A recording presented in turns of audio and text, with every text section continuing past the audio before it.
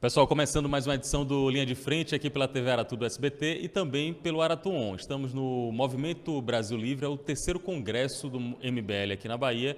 E ao meu lado, o deputado estadual por São Paulo, Arthur Duval, também conhecido como Arthur Mamãe Falei. Ainda fica muito marcado pelo trabalho que você fez no YouTube?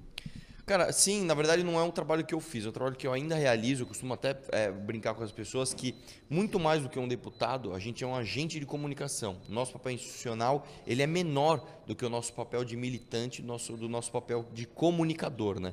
A gente faz muito mais um trabalho como influenciador digital, comunicando as pessoas, do que efetivamente como deputado dando voto lá uma vez por semana.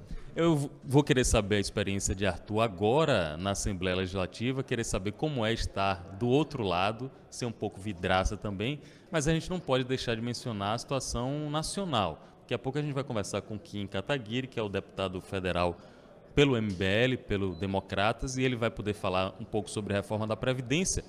Mas a gente está com notícias, inclusive ontem, sexta-feira, o presidente da República, Jair Bolsonaro, compartilhou um texto falando da dificuldade de governar, inclusive falando que forças poderosas impedem um presidente de executar o que quer. Você agora, como deputado, você enxerga dessa forma também, Arthur? Cara, não enxergo porque, em primeiro lugar, antes da gente disputar a eleição e antes da gente ganhar a eleição e ter efetivamente o mandato, a gente já sabia como é que funcionava. A gente já fazia o papel ali de virar voto de político, de convencer as bases para elegerem figuras melhores.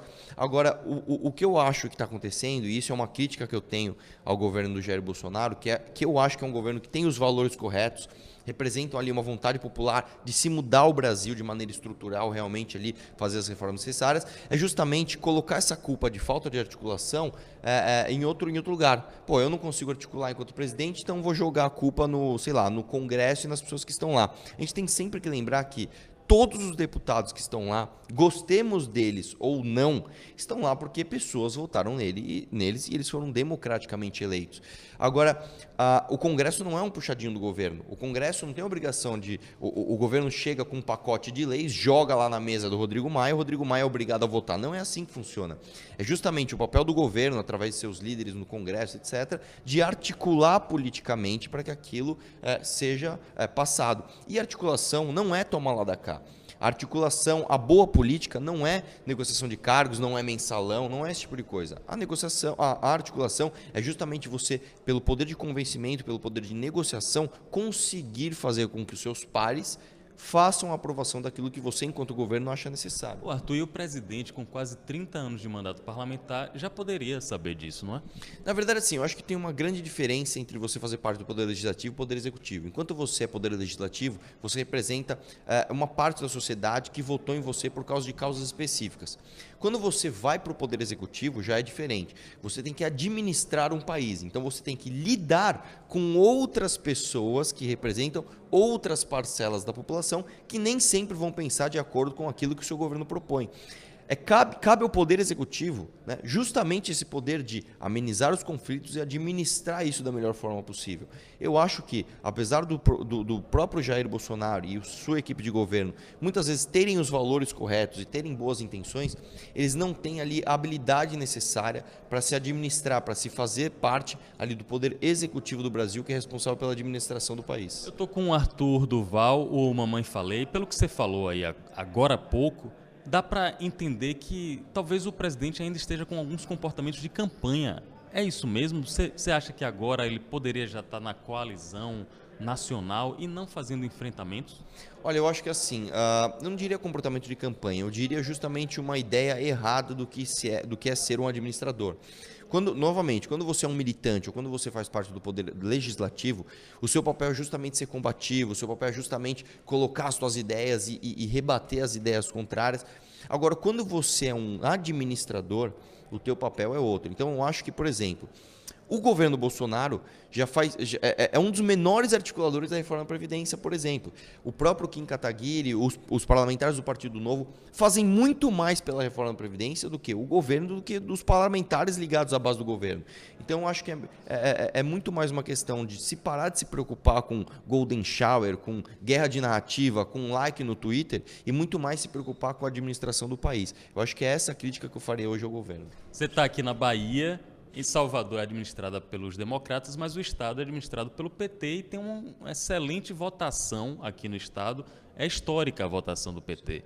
Qual a crítica que você faria ao governo do PT aqui na Bahia? Olha, não só ao governo do PT aqui na Bahia, mas ao governo do PT como um todo, em todas as esferas do poder, em todos os anos que a gente vem vendo. O governo do PT, infelizmente, é um governo que age com populismo, ele se mantém no poder justamente com medidas populistas que são insustentáveis. A gente viu ali o próprio governo federal do Lula e depois da Dilma pegando um boom das commodities, pegando um país que poderia crescer, poderia se tornar próspero e afundando justamente por causa de políticas populistas que não dão resultado, não são sustentáveis. Então, esse tipo de crítica a gente consegue fazer para o PT em todas as esferas do poder, em todos os momentos da história do Brasil. Em nenhum momento o PT ou os partidos ligados a essa base de esquerda se preocupam com o futuro do país. Eles se preocupam justamente com o futuro do seu próprio governo, independente do que isso vai custar aos contribuintes. Então, eu acho que essa é a maior crítica que eu faria a qualquer governo petista. Você está satisfeito com a evolução do MBL aqui no estado da Bahia?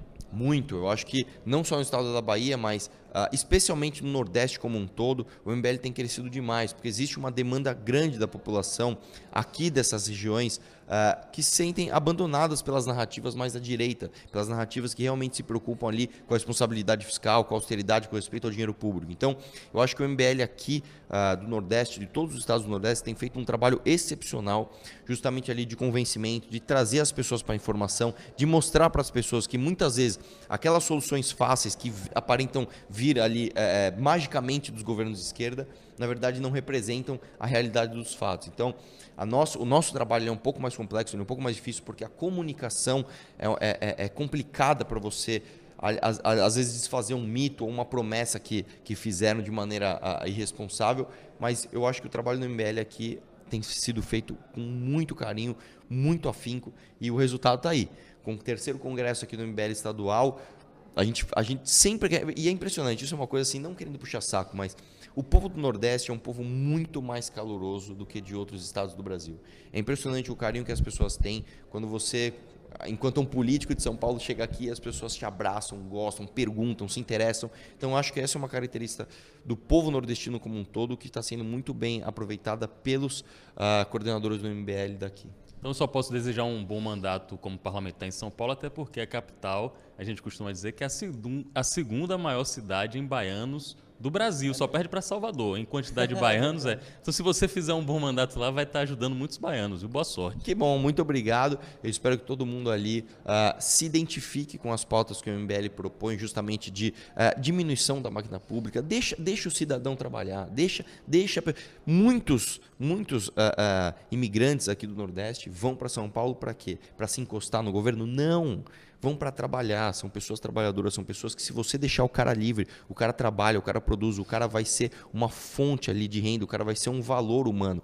E eu acho que o governo, por muito tempo, usurpou isso das pessoas, tirou isso das pessoas, tirou inclusive a autoestima das pessoas, dizendo que elas não são capazes de fazer as coisas por si só. Então, nós discordamos dessa visão, acho que eu espero que as pessoas se identifiquem muito mais com essa pauta, justamente de saber que a gente tem valor e a gente sozinho consegue produzir muito mais do que com um governo com o dedo na tua moleira o tempo todo sem deixar você crescer. Arthur Duval, deputado estadual de São Paulo, direto aqui para Aratu e para o Aratuon, no Linha de Frente, no Movimento Brasil Livre, o 3º Congresso na Bahia. Obrigado, até a próxima.